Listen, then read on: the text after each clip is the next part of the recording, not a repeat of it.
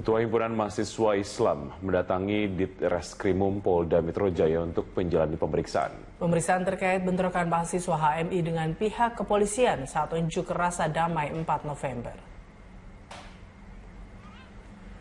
Dengan didampingi puluhan pengacara dan kader HMI, Ketua HMI Mulyadi Tamsir menjalani pemeriksaan di Subdit Keamanan Negara. HMI akan mengajukan pra-peradilan terkait penetapan tersangka para kader HMI serta akan menuntut Kapolda Metro Jaya atas pernyataannya pada saat terjadi bentrokan. Pada saat unjuk rasa damai 4 November lalu, anggota HMI terlibat bentrok dengan kepolisian.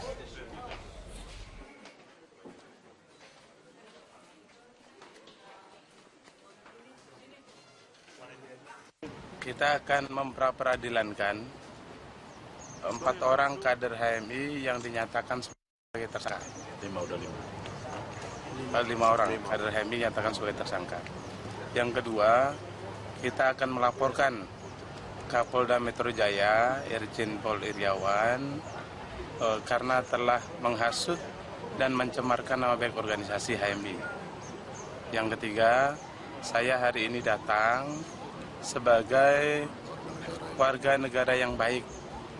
Namun saya memilih untuk tidak memberikan keterangan apapun selama Kapolda Metro Jaya masih dijabat oleh Irjen Pol. Selain berkunjung ke Makobrimob, hari ini Presiden Joko Widodo juga berkunjung ke Markas Marinir di Cilandak, Jakarta. Presiden memberikan pengarahan kepada anggota Marinir. Kita bergabung bersama dengan rekan kami, Gadis Bianca langsung dari Markas Marinir di wilayah Cilandak, Jakarta. Gadis, apa saja yang disampaikan Presiden dalam kunjungannya ke Markas Marinir? Robert, ada beberapa pengarahan dari Presiden Joko Widodo langsung kepada para prajurit Marinir TNI Angkatan Laut, yakni diantaranya ialah Presiden meminta para prajurit Marinir ini untuk menjadi yang terdepan menjaga kesatuan dan persatuan bangsa Indonesia. Selain itu juga Presiden menyampaikan apresiasinya dan kebanggaannya kepada para prajurit karena para prajurit Marinir AL ini dianggap sebagai prajurit yang loyal terhadap negara. Selain itu juga prajurit Marinir AL ini disegani oleh sebagian besar negara-negara tetangga di Laut Nusantara kita. Dan selain itu juga Presiden ini menyampaikan bahwa negara Indonesia adalah negara yang menjunjung tinggi kebinekaan dan menjunjung tinggi dasar negara Pancasila, sehingga yang mayoritas ini perlu menjaga atau juga melindungi yang minoritas. Sementara itu yang minoritas ini harus menghargai atau juga menghormati yang mayoritas, sehingga perlu kerjasama dari seluruh pihak untuk menjaga kebinekaan Indonesia. Dan selain itu, Robert, Presiden Joko Widodo juga tadi menyampaikan bahwa ini adalah kunjungan pertamanya kunjungan keduanya ke markas atau Mako Marinir TNI AL di Cilandak Timur, dan ini merupakan yang pertama bagi dirinya setelah menjadi presiden karena kunjungan pertamanya ia datang berkunjung ke Mako Marinir saat menjadi Gubernur DKI Jakarta. Dan selain itu juga Presiden menyampaikan bahwa ini kunjungan merupakan bagian dari rangkaian untuk memastikan bahwa para prajuritnya memang loyal terhadap negara dan menjunjung tinggi atau mengedepankan persatuan dan kesatuan bangsa. Berikut petikan dari keterangan pers Presiden Joko Widodo. Saya ingin memastikan bahwa semuanya loyal pada negara, setia pada Pancasila, pada Undang-Undang Dasar 1945, pada NKRI, kepada kebinekaan kita.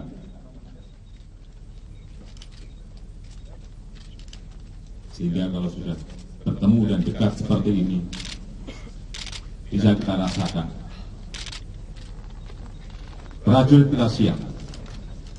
Robert, lawatan Presiden Joko Widodo ke Mako Marinir TNI AL ini merupakan bagian dari rangkaian safari Presiden mengunjungi aparat keamanan yang dimiliki oleh negara Indonesia. Ini dilakukan Presiden untuk memastikan bahwa keamanan dan juga persatuan kesatuan bangsa ini tetap terus dijaga, terutama juga oleh prajurit terdepan, baik itu dari TNI Angkatan Darat maupun juga TNI Angkatan Udara. Seperti kita tahu sebelumnya, Presiden ini juga telah mengunjungi Komando Pasukan Khusus Kopassus TNI Angkatan Angkatan Darat maksud kami, dan selain itu juga kemarin sebelum-sebelumnya Presiden sempat berkunjung ke markas Mabes TNI dan juga Mabes Polri. Ini pun dilakukan Presiden untuk mengkoordinasi memang untuk keamanan dan kesatuan bangsa, selain itu juga untuk memberikan pengarahan terkait pentingnya menjaga kebinekaan Tunggal Ika yang selalu dijunjung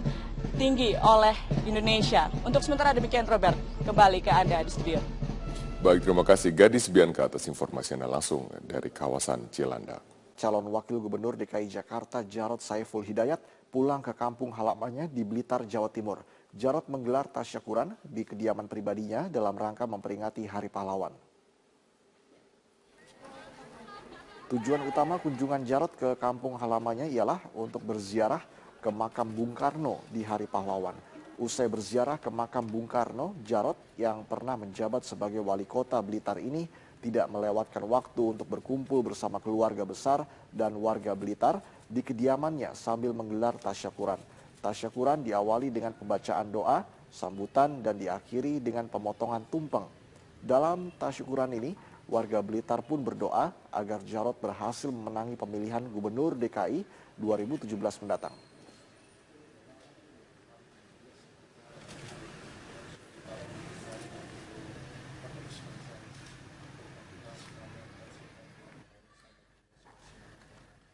Kapal pengawas hiu macan 01 milik Ditjen Pengawasan Sumber Daya Kelautan dan Perikanan Kementerian Kelautan dan Perikanan berhasil mencegah aksi pencurian ikan oleh pihak asing. Kapal pengawas yang tergabung dalam penguatan Operasi Nusantara 8 Bakamla RI itu menangkap 8 kapal ikan asing berbendera Vietnam di perairan Natuna.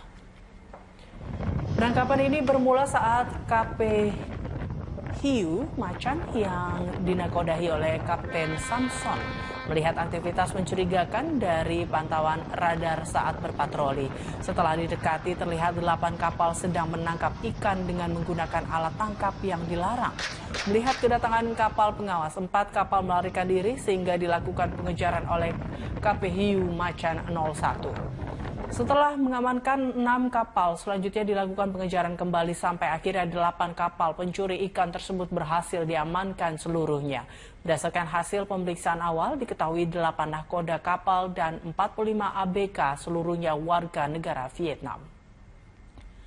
6 kapal menggunakan alat tangkap Patrol atau pukat harimau, 2 kapal lainnya menggunakan alat tangkap Pursein, dan pada saat menangkap ikan di Laut Cina Selatan, zona eksklusif ekonomi Indonesia tanpa dokumen perizinan perikanan yang sah. Selanjutnya 45 awak kapal dipindahkan ke KP Hiu Macan 01 dan 8 kapal pencuri ikan beserta seluruh ABK digiring menuju stasiun pengawasan PSDKP Pontianak.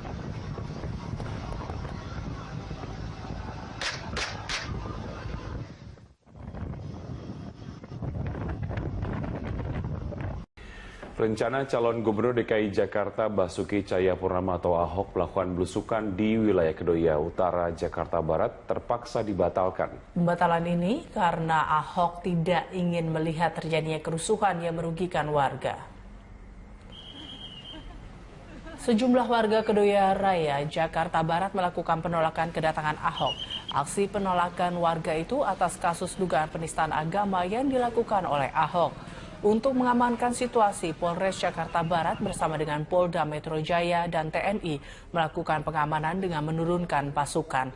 Sementara Ahok yang ditemui di rumahnya mengaku batalnya belusukan itu karena tidak ingin melihat adanya korban jika dirinya tetap memaksakan diri untuk berkampanye. Sebelumnya Ahok juga telah memantau kawasan Kedoya untuk mengamati situasi lalu lintas dan demonstrasi. Karena situasi tidak memungkinkan, Ahok memutuskan untuk kembali ke rumah.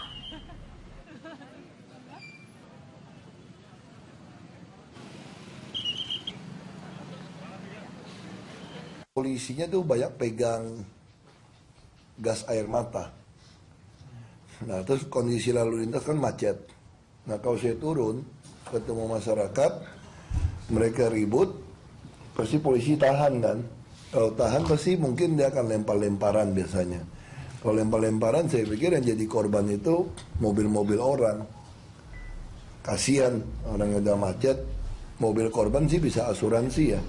Saya coba bayangin ketakutan orang di dalam mobil, saya lihat ada anak-anak, mungkin pulang sekolah tadi. Masih putar 2 kali, saya pertimbangkan itu. Terus saya lihat di sebelah kiri juga banyak ibu-ibu, anak-anak nonton. Anak-anak kan teriak-teriak, ada Ahok gitu loh. Nah saya pikir kalau saya turun, ini pasti macet kan. Nggak mungkin kalau sampai ribut saya naik kembali ke mobil. Pasti kita akan tempuh.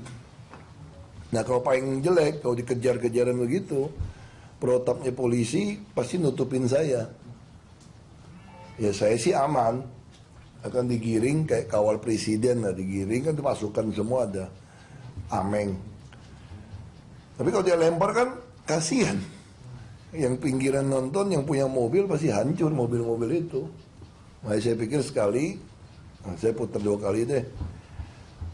Saya sih udah mau turun, jujur aja saya mau turun.